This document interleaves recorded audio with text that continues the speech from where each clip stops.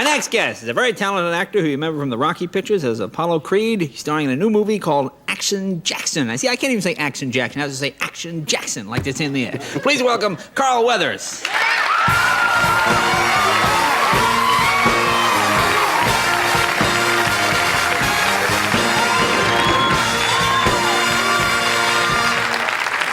Good to see you. Wow! Hey! Ho! My goodness! Good to see you. Nice to see you. You're one of my favorites. I always enjoy your work. Works two ways. I can't believe how you keep going and going and going. That's my Action Jackson schedule. Yeah. You Action Jackson, I'm all right. Action Jackson. You have to say it like You're that. Great, man. Well, thank you.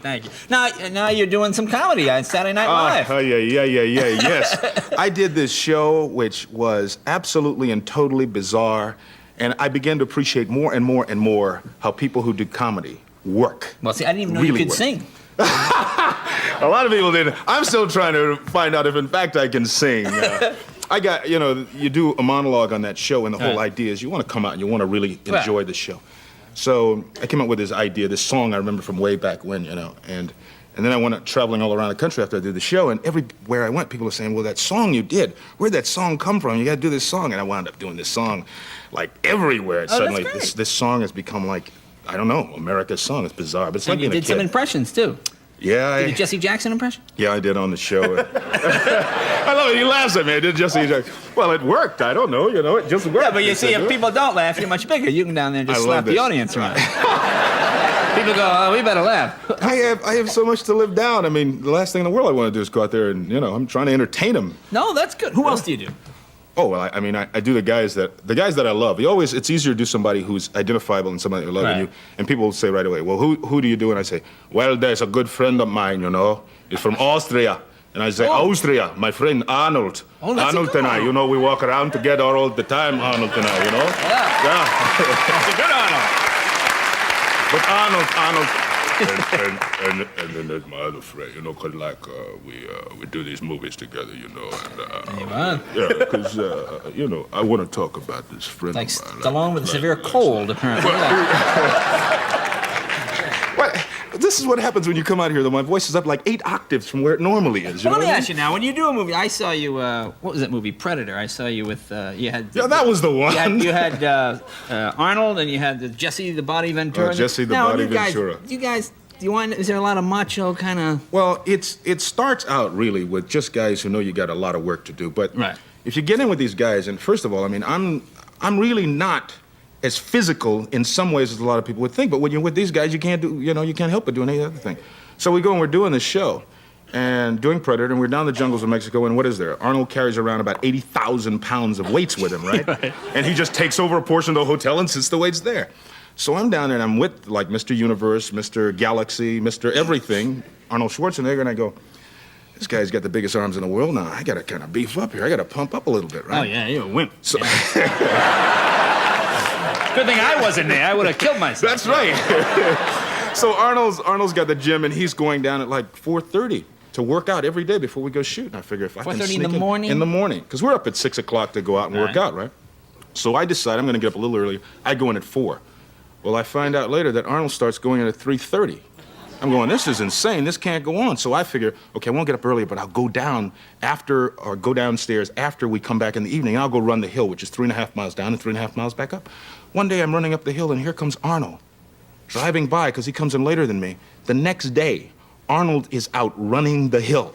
Oh, yeah. So here we are, these two guys are supposed to be actors, right? And it's this competition. Finally, it's like, come on, truce, Arnold. What you should do is go out, stand by the hill, wait for him to drive by, and then go back to bed. See you later.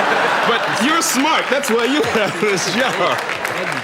Now, do you do a lot of your own stunts in these movies? Obviously, you're in pretty good shape, so do you... I don't know what else to do. I mean, that's once you do these movies and fans love what you do, right. It's like you have to go more and more and more and do more and more and more. So I find myself doing as much as I can. But there's so many great stuntmen around that, when it gets really hairy and scary. I mean, are you one of these guys? Because even I did a film, and they weren't really stunts, but someone will say, Jay walked through the door. Oh, we have a stunt guy to do that for you. And you feel like, no, I know. Do you feel silly not doing your own stunt? Well, it depends on the stunt. I mean, I've done things that have been incredibly difficult and gotten through it. And I've seen other guys, stuntmen, do things that were not difficult at all. I saw a guy once, I was asked once to do a stunt which was simple. Just run up and jump on a fire escape and climb up the side of this fire escape because it's hanging from a building. Right. Something told me, no, this is not right. Something about this is not right. Stuntman goes and does it. The thing falls off the side of the building. You know? So I go and do these things on top of a car with all these explosions. I come out unscathed. But sometimes the easiest things can appear to be very dangerous. How about love scenes? You bring in a stunt guy for that? Only when she has a runny nose. Right. That's terrible, I know, that's terrible. Okay, and we'll be right back after this message.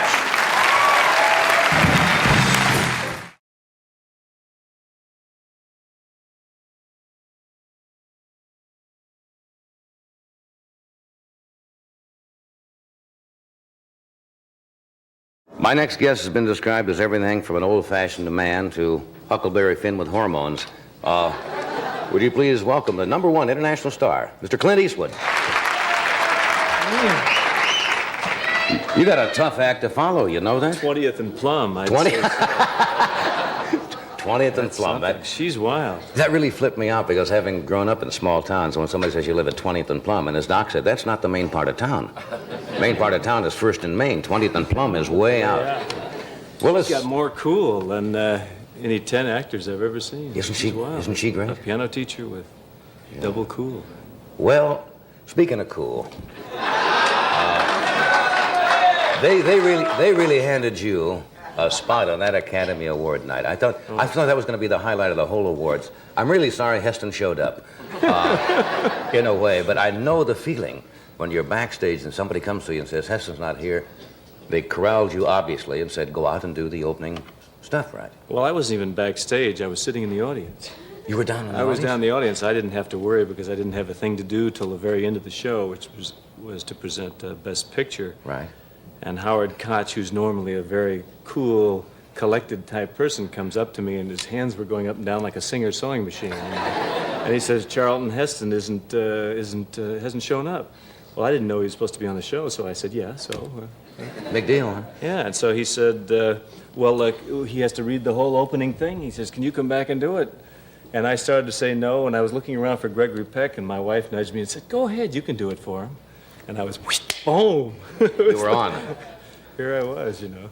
Now, most people probably realize, having seen so much television through the years, that most things are either on teleprompter or cue cards. But it's one thing having seen what you're going to do, and even do it well then, but not having seen it and having to do it cold would throw the most professional actor. Because, first of all, you don't know what they're really saying as you come to it, right? You just see each line come up and you don't know where they're going. They lift a card and you don't know where they're going. Plus the fact that he called me backstage and he said, here, he says, you can do this. And I look at it and it's all written with these biblical terms. And it's written for a man who played Moses, which, needless to say, I haven't done. And then he says, well, I said, I can't do this, Howard. I said, it's absolutely impossible. It's not written for me, and even if it was, I'm not sure it's the right kind of, and then he goes, say anything. So I just took the book and he shoved me right out on the stage, and there I was. I like it when you said, flip the card, this is not my bag. I thought that was, that's what makes television. I miss the days when television was live, where everything was right now, because you had those minor disasters that set in, and as important as they look at the time, they're really not important in the whole scheme of things. And everybody would look at each other. The actors would go up in the lines and you didn't know what to do. But that's what makes that kind of a show. Yeah. You said yourself, you made a joke to yourself. You said fine dialogue. They give a fellow who's never said, what, 12 lines and... I think 3 words. 3 words and 12 or pictures or something like that. I can't remember what it was at the time. I was having a small attack. What do you say to the critics? You get this all the time because you made a joke about it yourself. I think Time magazine or somebody said you studied at the Mount Rushmore Dramatic Society. Well, I don't know. I don't know if it was Time, but I don't say anything to them. I mean, everybody's entitled to their opinion. Right. But your films have grossed something like somebody told me around $200 million, which is incredible around the world. I don't know anybody who does that. Yeah, I don't know what the exact figures are. I read in a publication the other day they had it broken down into various forms, but critics are just like anybody else. They have their opinion, and you hope it's very flattering to your ego if they happen to say, well, fine, I really think this guy did a marvelous job, and you see it in print and it pumps you up for a second. But the main thing is, how does the public accept Right. it? Because if you let the critics get to you, you can really go around with a king-size knot in your stomach all Right, the time. exactly. So you kind of have to just say, hey, forget it. A lot of barium tests. And stuff. Yes, oh, you've been through that, have you? The barium test, that's a lot of fun. I do a whole monologue thing in my act on that about taking the barium test. When did the term spaghetti western first take effect? Now, those were the westerns, obviously, that were made in Italy. The Fistful of Dollars you made over there was very big, and others, of course. But when was the first time you heard that specific term used to describe Well, they used to call, I think the Japanese termed them macaroni westerns when they first came out. They came out over there before they did here. At least Fistful of Dollars did, because it was held up in litigation due to a lot of problems in this country. So they called them macaroni westerns, and then somebody else grabbed them, the spaghetti westerns, which was logical because they were Italian productions, though they were filmed in Spain. Right. Now, did they dub in Italian for those pictures for the foreign market? Did you make them in Italians English? dub every picture. If you're filming a picture in Italy and it's being filmed in Italian, they dub it anyway. They just cue track it. In other words, they've got a mic here like this, and he gets a cue track, and then later on you come in and do a clean track later. Oh, I see. So none of the very So little they're of the used to dialogue it, is done. and they're sensational at it. They can sit and completely dub a show, and they've got actors who are trained, Italian actors who are trained to seeing movements of the mouth in English and syncing it in. And Japan the same way. I've seen some of them. They do remarkable work. Sensational. Let me take a break here, and we will come right back.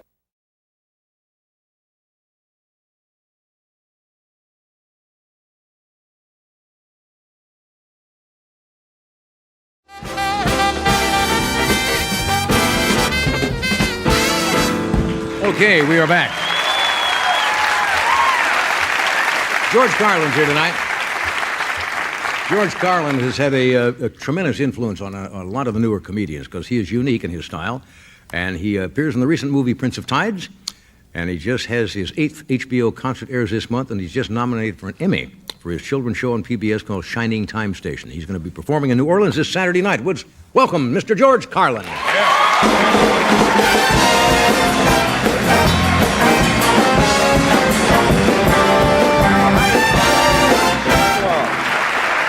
Thank you all. Thank you all. Thank you very much. Good to see everybody. This is my last Tonight Show with Johnny Carson, and this is my 105th Tonight Show. By no means, certainly not a record. A lot of people are up around 200, I understand, but 105 of them.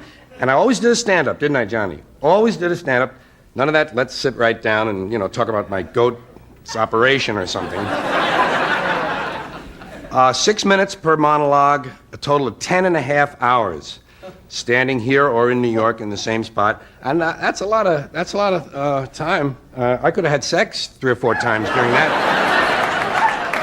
But it is good to be here. And this is the first time doing the show without any pressure at all of hoping they'll invite me back.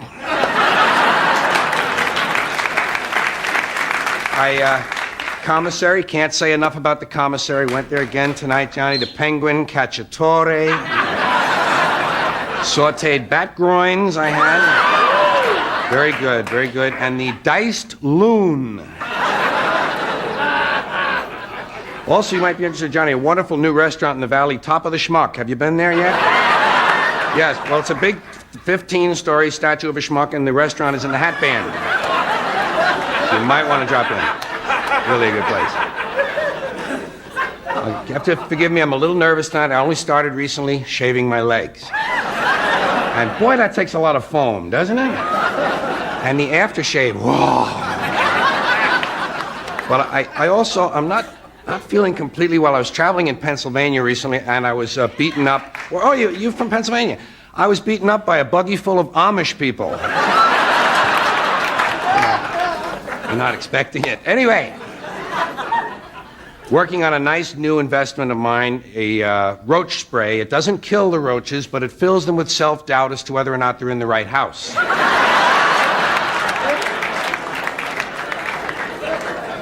You know you have a drinking problem when you get in a fist fight over the outcome of Jeopardy. I would like to announce tonight I am no longer saying have a nice day. I got finished with that years ago, but I don't believe you should put the responsibility on a person of having a complete nice day. I'm giving specific short-term well wishes now. I say things like have a satisfying mid-morning or a rewarding post-lunch. You know what I say at 5 o'clock? Have an interesting dusk. Figured out the security thing at our house. For years we had security problems. Put up a sign, pit bull on angel dust.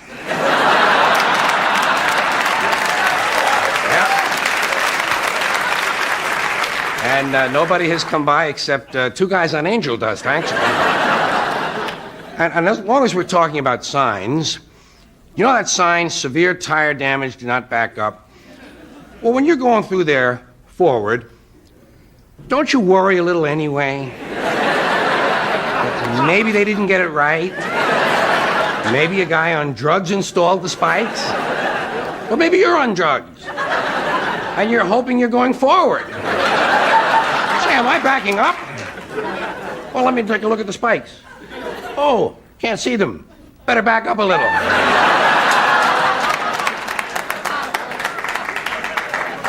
Have you ever noticed that the Ku Klux Klan has never really produced any great composers?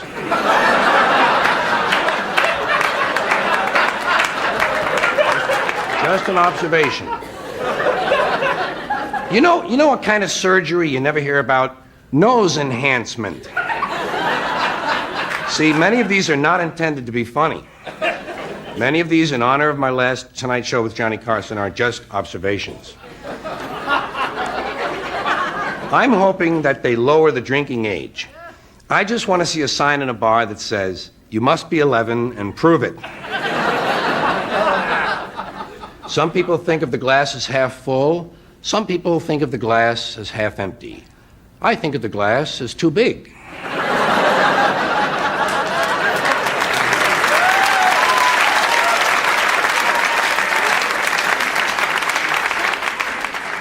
If you fall asleep in a house where there is an adult woman present, when you wake up, you will have a blanket on you.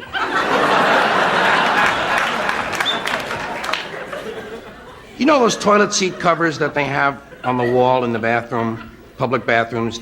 They come in packages of 250. Someone had to decide that. Another one of those interesting observations.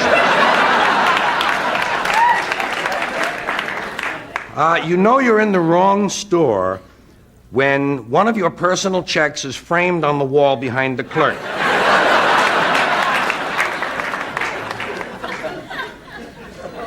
Do you think it's more immoral to kill a 300-pound person or 2 150-pound persons?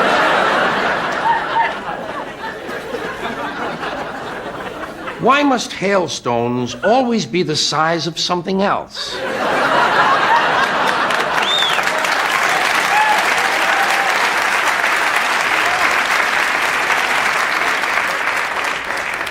Names are very important. I think the Second World War would have been a lot easier if his name had been Slim Hitler. 3 observations in 1 monologue. You know what you never see, and I'll close with this. You never see a really romantic French ballad singer with a 12-pound cyst on his neck.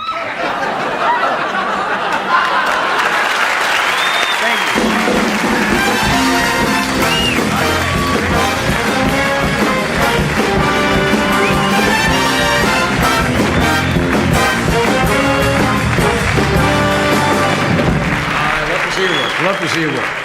I think Sparky or Biff Hitler would have done it. Sparky Hitler, yeah. See? Yeah, I think you're right. You just needed that. Names are so important. Sparky or Biff. Yeah. We'll be right back. Stay where you are. We'll be back. Oh, Spunky, Sparky.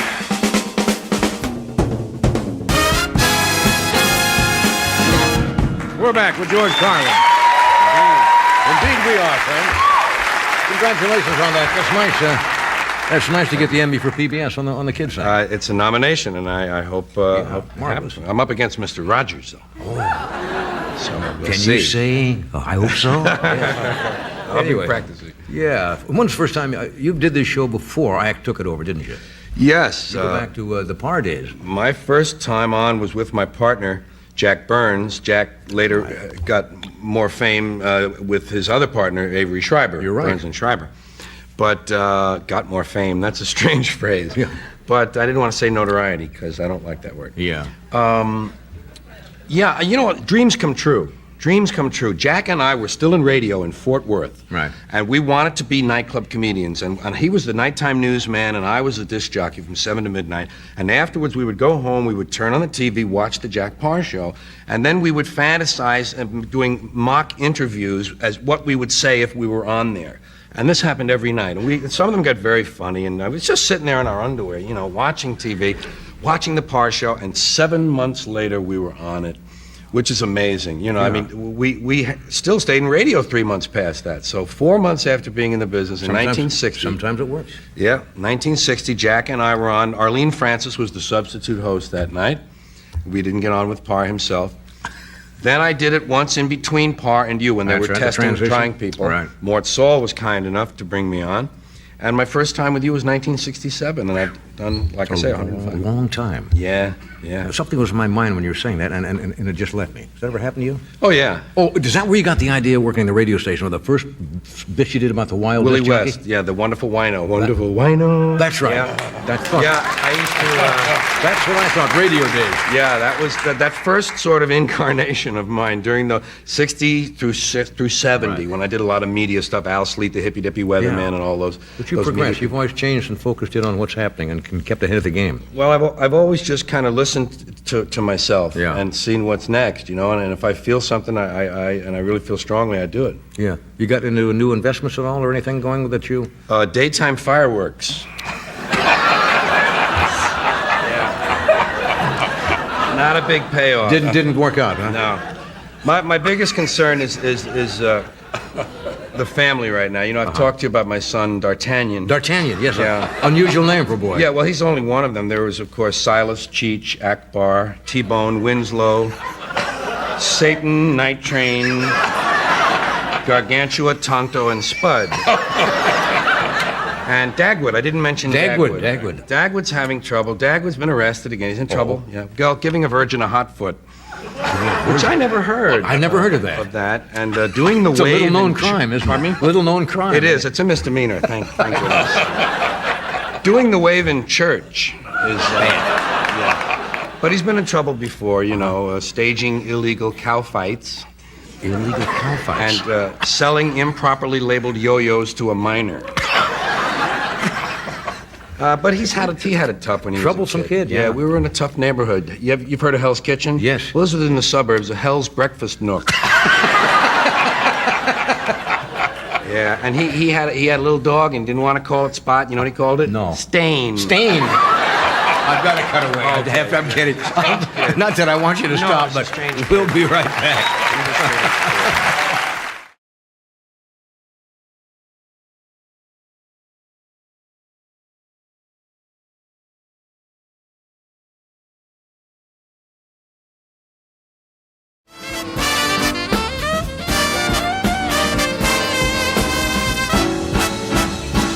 Okay.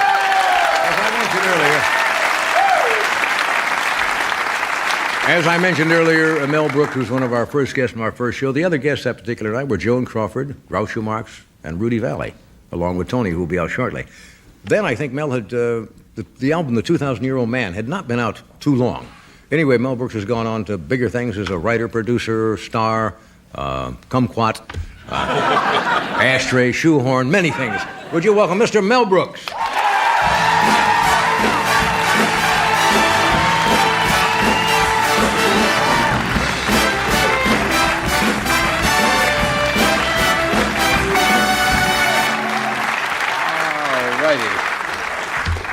Well, here we are. Wow. Just like 62. yesterday. Yeah, I was the last guest Were you? on that show, and I'm the first guest on it. I've moved forward. I've moved ahead. 5 spots up the couch. Yes. Do you remember the first show at all? Some of it's just kind of a haze to me. I remember that. Groucho, you know, did the first 15 minutes that night. Yes. I remember Joan Crawford came on with a wire hanger. I don't know why. But anyway, no. It was a... No, I'm only kidding. Of course you are. That's Yeah. what you get paid for. Yeah. Gee, this is really, it's very touching. It's very moving. It's very emotional.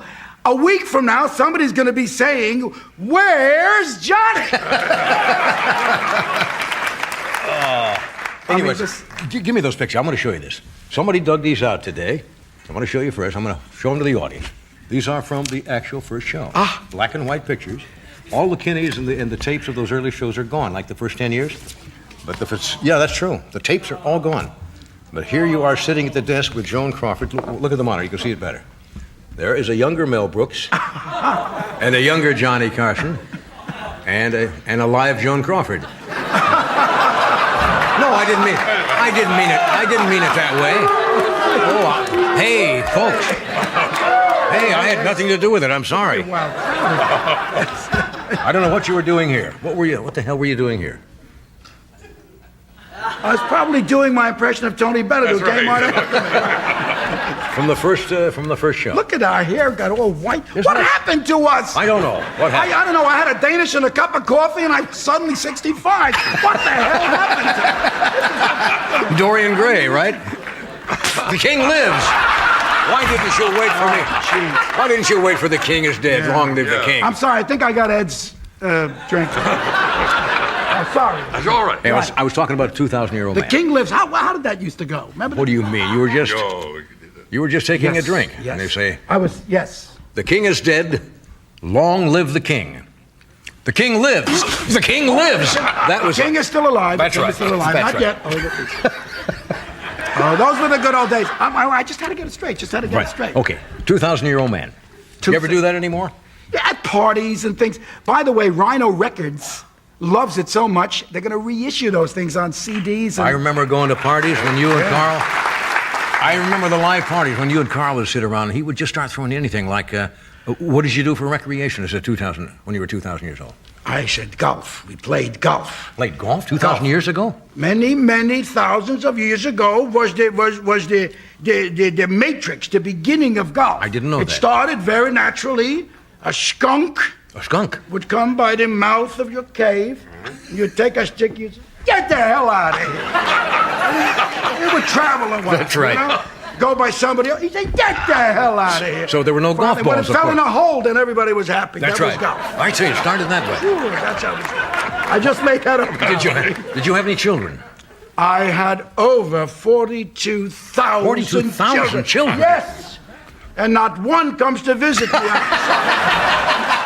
Say, you do remember. I do remember. Oh, man. Where'd you grow up? New York? I grew up in New York. I grew up in Williamsburg. Williamsburg is actually a section of Brooklyn, just where the Williamsburg Bridge enters Brooklyn. It's the only thing that's not afraid to enter Brooklyn. Anyway. Was it a tough neighborhood? Yeah, it was very tough. It was very tough. As a matter of fact, it was so tough. We used to go to the Woolworths to steal. Naturally, nobody had money. Yeah. You know? So we go to the Woolworths, and there was this guy, a little Filipino guy that was demonstrating yo-yos. And he'd say, "Now we going to walk the dog." And he'd do it, and he'd walk the yo-yos. And he'd say, "Now we walk the dog back." And he'd walk the dog. While he was walking the dog, we were stealing yo-yos. You know? We were very busy. One day, unbeknownst to me, but knownst to the manager of the store, I copped a little toy pistol, this big little thing, and I put it in here. I started to go out the door, and he said, "Hey!" And I pulled out the gun. I said, "Get back, I'll blow your head off!" And he jumped back, and I ran away. I still got the gun. You know, I actually stole something from Woolworths also when I was a kid. Most embarrassing. It was a little ring, you know, like and I put it, and the manager came over and said, "Would you give me the ring?" I said, "I didn't take anything." He says, "Let's go to your father's office." I live in a small town. And he started to walk me over. And I did the first known case of plea bargaining, I think. I said, I gave it to him at Pride, and he says, "All right, but isn't that awful?" Oh, it's awful. I snuck into a movie house with my friend Benji, and they said to us, "Look, do you want a beating, or should we tell your mother?" I said, "Tell my mother." Benji said, "I'll take the beating." He was a fool, you know? Did you You used to work in the Catskills. Oh, yeah, the mountains. Upstate New York, the mountains. The Borscht Belt. Yeah. Nothing like it. A lot of the great comedians, comics started there. It was a great phenomenon. I was a drummer. I know. On Saturday afternoons, Buddy Rich took an hour out of his life and would sit down and teach me how to play. And it happened because Mickey Rich was his brother, the alto, wonderful alto sax player. And Mickey was a friend of mine. I went to Lincoln High School, and I went back to the house, and there was this drum set, and I went boom, boom, boom. And at the door, I heard stinks. I turned around, there was Buddy. He said, but I want you here at 11 o'clock every time. He taught me for about 6 or 7 months. He took an hour out of his Saturdays, when he wasn't on the road. He was the greatest guy. Trouble with Buddy teaching, he never read music. And he would just say, here's the way you do, how do you do that? Well, you do it this way. Right, he'd show you. We couldn't tell you. And then when he saw Blazing Saddles, I finally made it. I made this remarkable hit, Blazing Saddles. It was a big hit. And I ran into Buddy at a favorite Italian restaurant we used to go to in New York, Patsy's. Right. And he came up to me with tears in his eyes and he said, gee, it's such a big hit. And you could have been a good drummer, Mel. That killed him, huh? And he meant it. He meant great. it. But yeah. Do we have to leave for a second? Or we'll interrupt for this. Well, we're coming back. So here we are, folks. Goodbye.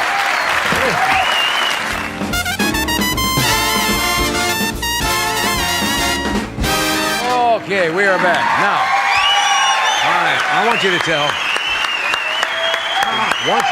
Now, you've told it. I know you've told it. I love doing this show. I don't do it often, especially when I have nothing to sell. Of course. It's terrible. But you always, in the 40 years that I know you, right, you always listened.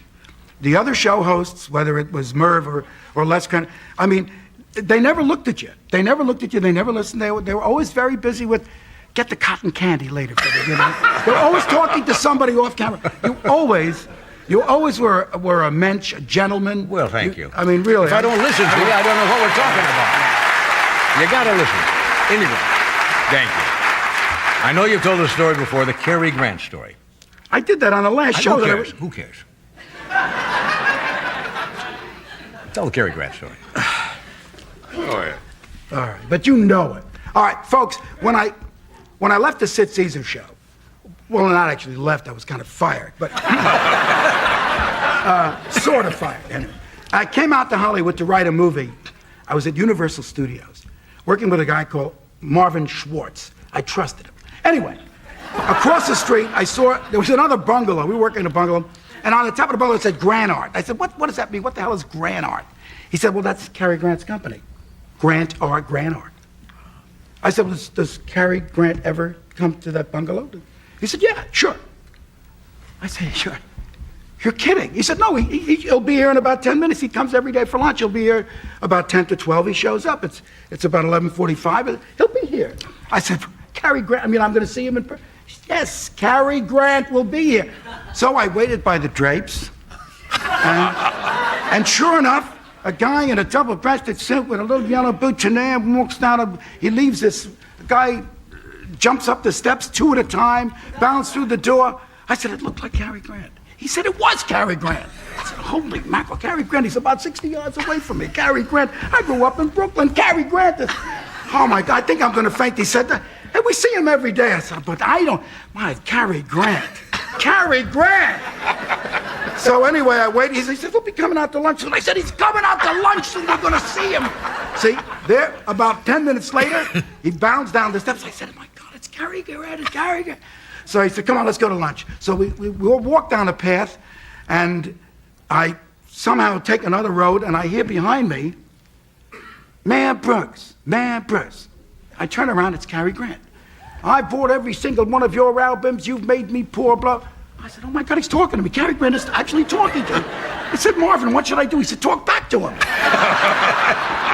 But all right. I said, hello, Cary Grant. I called him by one name, Cary Grant. Cary Grant. I figured that was his name. Cary Grant. I didn't know him well enough to call him Mr. Grant or Cary. I called him Cary Grant. I said, hiya, Cary Grant. You look good, Cary Grant. Are you really Cary Grant? And he said, come on, what are you doing? I said, well, I'm going into the lunchroom there. And he said, oh, the commissary, yeah, come with me, Bart, I'll buy you lunch. Oh, my God, Cary Grant is going to buy me lunch. Oh, so I went in, And I sat next to him, and he had a hard-boiled egg. That's all he had. I don't know why. And I had a tuna fish sandwiches on whole wheat with a slice of tomato. No mayo, hold the mayo. And I ate the sandwich, and then we left together, and he said, walking down the path, he said, what's your favorite color? I said, blue. He said, yellow. I said, yellow is yours, blue is mine. What's your favorite car? I said, a Buick. He said, a Rolls Royce. I said, that's nice. And we talked like that, you know. Me saying Buick, he saying Rolls Royce. It was a very interesting conversation. He went to Grand Art, I went to Schwartz. I thought that was it. The next day, about 11:45, we got a call. Is Mel Brooks there? Yes. It's Cary Grant. Would you like to go to lunch? Sure, Cary. All right. Holy mackerel, Cary Grant. All right, I comb my hair. I brush my teeth with my finger. Very nervous. Cary Grant, we go in again. He has a hard-boiled egg. All right, I don't say nothing. I have a corned beef sandwich with mustard on rye. Okay, one of the few out there that ate it that way. The rest had it with mayonnaise on white. So he says, what do you like to play? I said, well, I like to play football. I like to play baseball. He said, well, I like to play party games. Oh, that's interesting.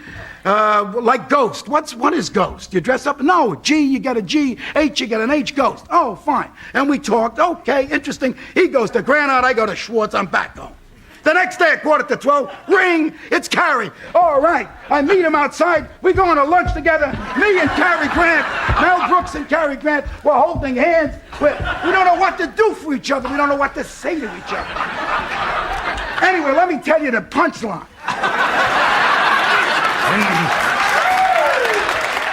Comes Friday, the phone rings, it's Cary Grant. I said, I'm not in.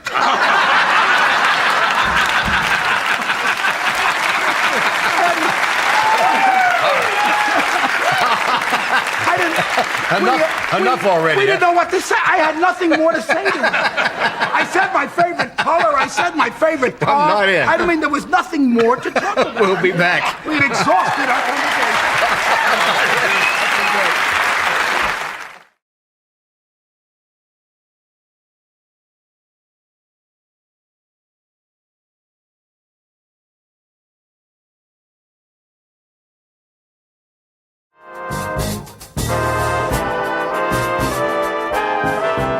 Thank you, Don. We are back. Now,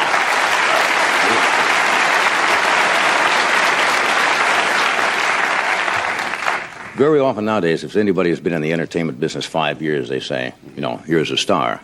But I think a star is really determined by how long you've been around and where you are held in esteem by your peers. And Bette Davis is probably one of the most respected, admired actresses and indestructible of all of them. She's had 2 Oscars, 10 nominations. Numerous awards. She recently received the Legion of Honor Medal and the César Award from France. Would you welcome, please, Miss Bette Davis.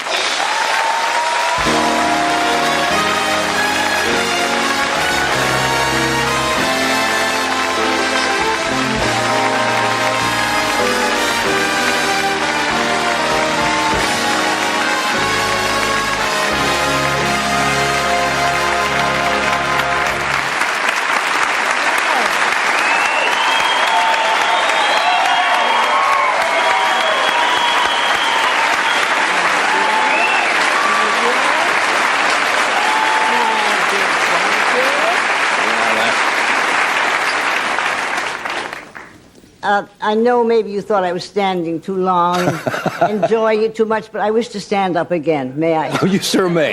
You want to show that? No. Are you saying to yourself, I'm a little overdressed? I think it's beautiful. Yes, well, I'll tell you why. This is the dress that Nolan Miller made for me for my trip to Paris for all the awards. It was announced in some of the gossip columns here in Hollywood that I had a red dress. One columnist knew it was made by Nolan. Thought he should have mentioned it. So I want to give Nolan, because I want to tell you that night in Paris, well, we're becoming the fashion capital of the world, let me tell you. And Nolan's dress rocked them in Paris. And it was particularly fun because they had a lot of clips from a documentary from England. And there was Jezebel in the red dress. And then when the film was over, You walked out It like just happened I had a red dress. Just that happened was great like that. fun. So anyway, Nolan, thank you for my beautiful dress. Well, it is Thank you. gorgeous. I should say, I really, Only you could I make really that so shouldn't dramatic. Say, I really shouldn't say thank you, Nolan. It cost a hell of a lot Really? of money. Yo, this is as something. it well should have. Nolan Miller. No. It's not going to cost you anything after a while. 20 years ago, Nolan Miller, out of designing school, came to Hollywood, hired by Aaron Spelling. Mm-hmm. We were doing a pilot 20 years ago, Aaron and I, and it was very amazing that many years later that Nolan and Aaron and I were doing the hotel pilot. I was the first person he was to dress. And, of course, all those awful rumors about me, he was absolutely panicked. But he made the most beautiful clothes, so that was the beginning. What awful And- rumors about you? What? What awful rumors about you? Oh, my dear, that when I did Eve, Mr. Mankiewicz was telephoned by 10, 12, or 15 directors and said, "My dear, you're insane. Just prepare yourself. She will walk on the set with a yellow pad and a pencil, and there won't be one line of yours left."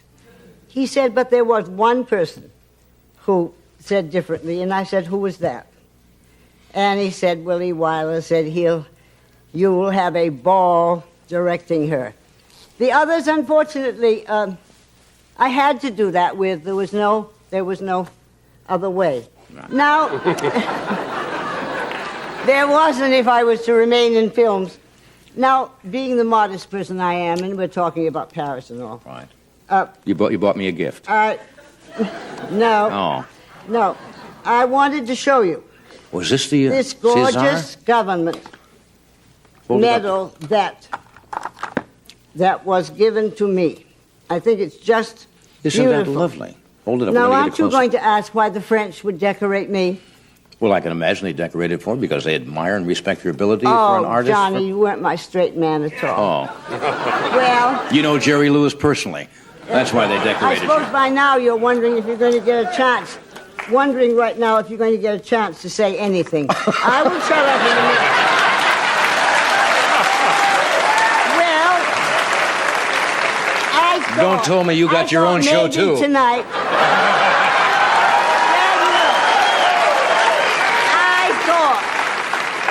I thought maybe tonight I would kind of let you sort of see if you thought I could do it. Yeah. Well, you can do Is it it- all. well, during the evening, you keep on thinking. Okay. Because I'm kind of auditioning for Jones' part. Now,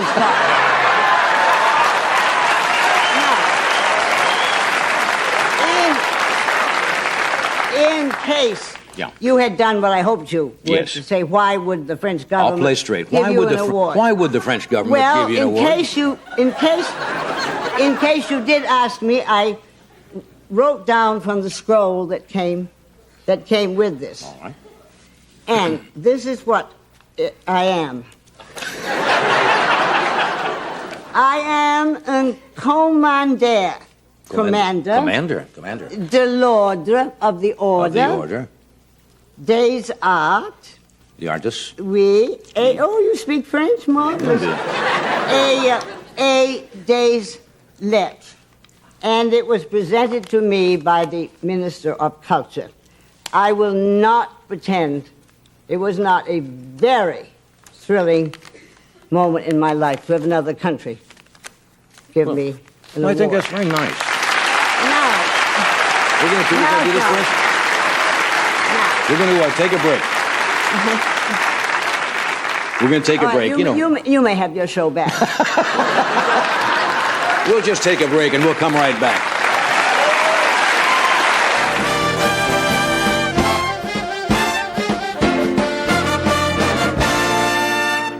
Hello, a cigarette?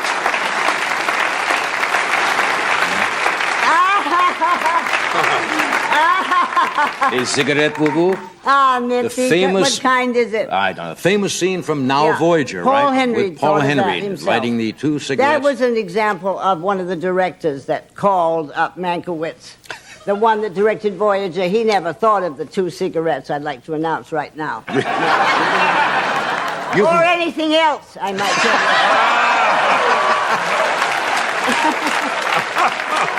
you. Isn't therapy wonderful, though? Just recently, at a big... See, I have not shut up yet, have I? That's all right. So at this huge festival for me for 3 weeks in New York, he was one of the speakers. I wish to God I could have been in the audience to hear what he had to say. Yeah. No, I'm trying to get a report about it. I haven't succeeded yet. It'll be coming in. He came to see a play of mine. He came to see me and Miss Moffat in Philadelphia and came backstage, and I was so amazed and horrified. He said, well, I didn't let you know because you might have been too nervous with me in the audience. Oh, God.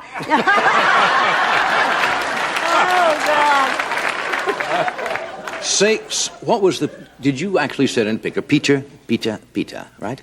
No. That was never said. No. But I... All the impressionists always used to do, you'd go, Peter. Well, that was started by Arthur Blake, who was the original great one. Right. He's the one that did the arm, and I was horrified to realize later I did this elbow thing a lot. Yes. Yeah, he showed me that. But he's the one that said, Peter. His impersonation of Mrs. Eleanor Roosevelt knitting at a Girl Scout rally was absolutely the most sensational thing. He was one of the great impressionists of all time. From here it came, not just all the outward thing. Yeah. Right. What is this? I'm going to show an audience a picture. You can look at it on the monitor. And what do you remember? It says, this was a picture put out by, it says, Charming Betty Davis, Universal Featured Player. Did you hate to, then they... What? Yeah. Little publicity stills. Did you... Why didn't somebody unearth that earlier? They could have done me great harm. My God, I didn't remember... Did you hate taking pictures like that? Well, I never did. That's why I'm really amazed at that. You sure that? Let me see that. What do you mean? You sure? That's you. It says Charming... I'm afraid you're right. Yes. Yeah. I did one set of bathing suit pictures with Joan Blondell once, and then once I rode on top of a balloon or something for some kind of thing, but I never did these. You never did that. No, and I was very, very glad they couldn't haul them out later. Yeah? But I'm terribly glad I didn't do nudes. Oh, God, imagine those being hauled out later. Would they have asked you in those days to do nudes? No, they wouldn't have asked anybody, nor would they have gotten anybody. Yeah. No. Nowadays it seems to be rather common. It's just, it's a must if a man and woman look at each other. Yeah? That same evening, yes, I just finished a film. I didn't realize that scene was in the film until I saw it the other night. Yes, same thing. Clothes come off delicately. Yes. Of course, you know exactly what they look like underneath. I don't know why they're so modest. Yeah. So you don't think they should just do a nude scene just to do it? Oh, of course. You don't either. No, I think it's awful. No, yeah. I don't think it's very interesting to many people, to be very serious. Did you ever do a bubble bath scene? Didn't that ever come up? No, I never was asked to get into a bathtub. Yeah? Interestingly enough, I'm going to make a film not too long from now in Hamburg, Germany, and there is a scene in which I get into a bathtub. Aha. Not nude. Oh, come on. God forbid, at my age and hacked up as I am, I do not wish to be nude.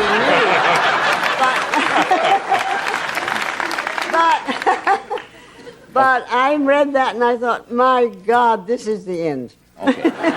Now, Peter never happened. Arthur Blake did that. Peter How never. about the line, what a dump? Well, that is in Beyond the Forest. Right. And I make very, very little of it. I just say, what a dump. And Edward Albee, of course, he put that on the map, that line. Right. Right. And he gave me a great thing when I do my Betty Davis show all over the world, film and on the stage. That's how I start out every show. You just walk out and it's wonderful. Sit down and just look around and say, what a dump. That's a good opening. But sometimes it was very embarrassing when the theater was. And you felt very badly when it was beautiful. But it was I tell you what was great about it. They knew from then on they could have fun with me. Right. And they didn't have to sort of respect this old legend. Yeah. They could really have fun. And we had fun. But you were nominated, you got 2 Oscars, you were nominated for 10 others. Is there a picture that you thought Maybe you should have won that you didn't? Yes, 3.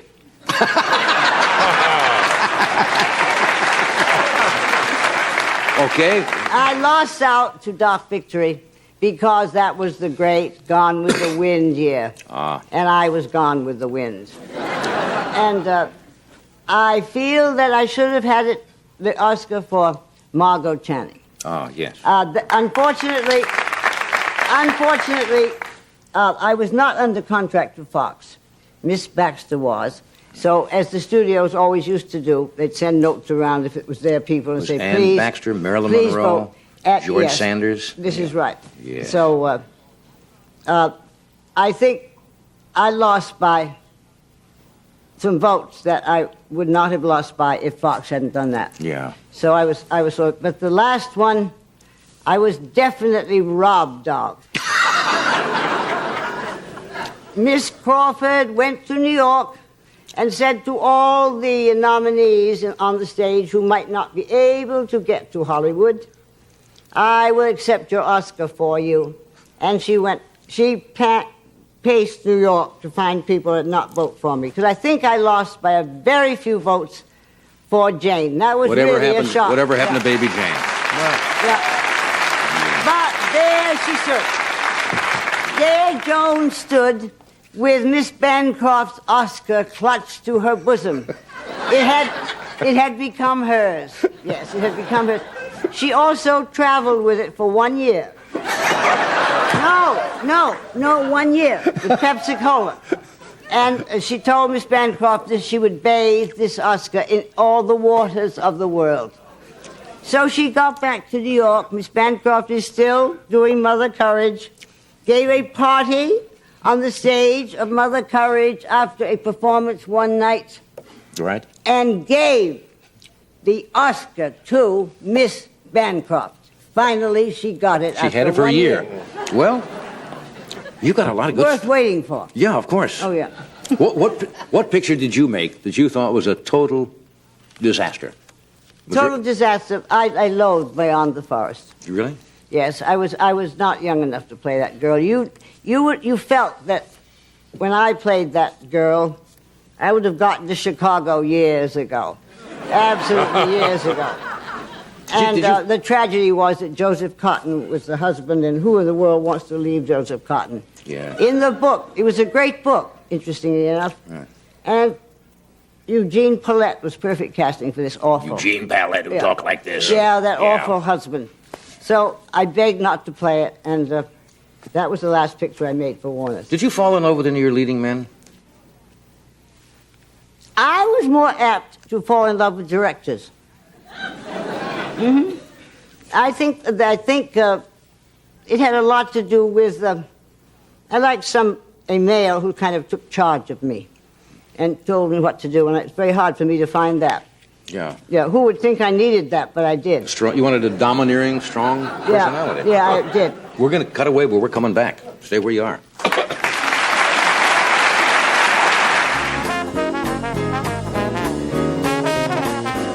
We're back talking with Miss Betty Davis. Okay. Another picture here. Another picture.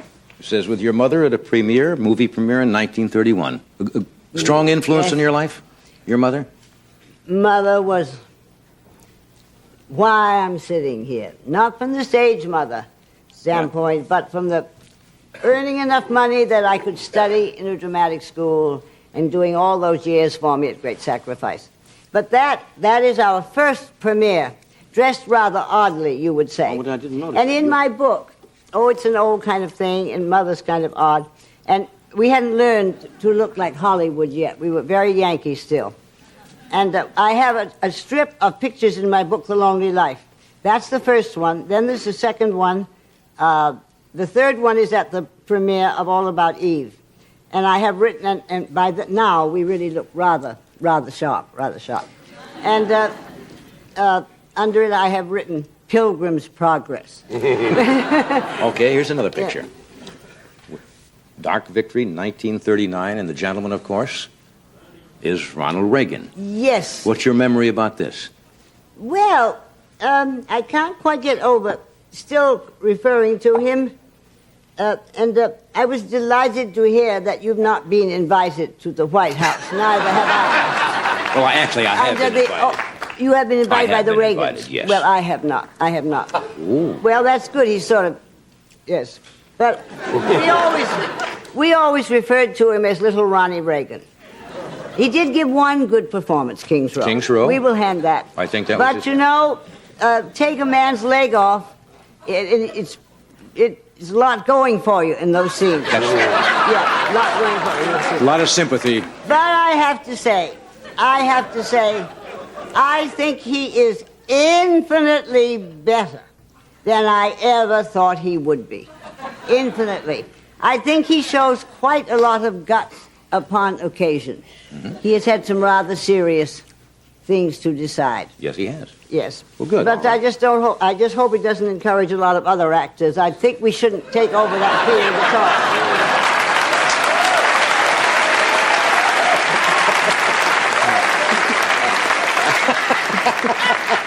at You're having a lot of fun tonight, aren't you? all. Yeah. Yes, I am. I'm very surprised.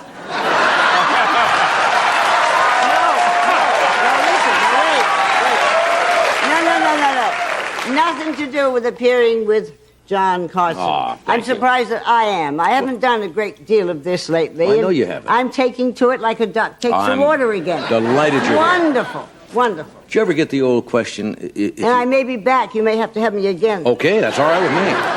Yes. I may be back with a book. Yeah. You're going to have to take me on. You writing another book? You got another book in you? Are you writing another book? For years we've been doing this book. Yeah. So I may be back. The publisher wants me to. He feels you're of great value to the sales. I quite agree. Oh, well, then you can come here. Well, you have helped a lot of books in your life. Well, you can come here anytime. And other things. Oh. What other products do you think you've helped besides books? Wives.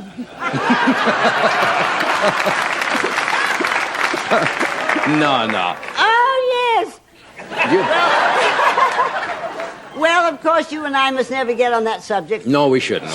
No, we really Since shouldn't. I paid alimony for 3 years to Beatty's father. Did you really? Yes, it's kind of a reverse twist, isn't it? Yeah. Well, that's how desperately I wanted to get rid of him.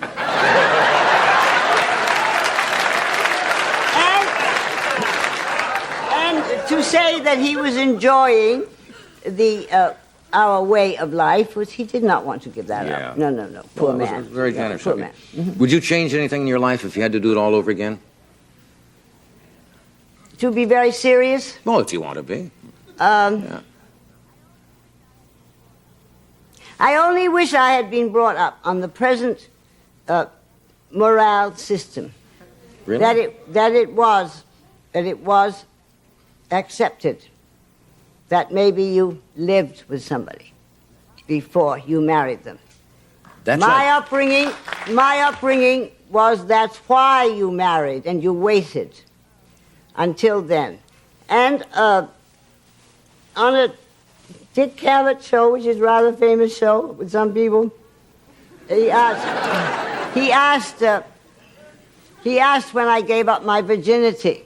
It was a rather shock to me sitting there. Yes. I counted 10, and then I thought, come on. I said, when I married my first husband. And then I waited a minute, and I said, it was hell waiting. But nowadays, people. Right. And I think it's very possible I might not have married some of the people I married. I think I would have married Gary. Yeah. I think I definitely would have married Gary. We had a great deal in common. You're talking about Gary. Merrill, yes. Yeah. Yes, I definitely would have. Yeah. Yes, I was very much in love with Gary. Okay. And I flatter myself he rather liked me, too. Did you ever go out to a party some night and get real silly and have too much to drink and do something really dumb? No, I would be. There's too much of that strict Yankee upbringing Wouldn't allow you to do that. It wouldn't allow me to do that. Yeah. No, couldn't do that. Anyway, wouldn't like to be drunk and be. You're out of control. Yeah. Yeah, completely. Do you always want to be in control? Well, there have been about 2 times in my life that I have had too much. to drink. I knew that. And wasn't next day quite sure what I did. Mm-hmm. And I never dared to ask. Yeah, I never dared to ask. better that way sometimes. Yes, better that way. It's awful for people to tell you how you behave. Yeah, when you found out you've swung the neighbor's cat through the plate glass window, you know, something like that, it Yes, could ruin your whole day. terrible like that. We're going to cut away for a second. We're coming back.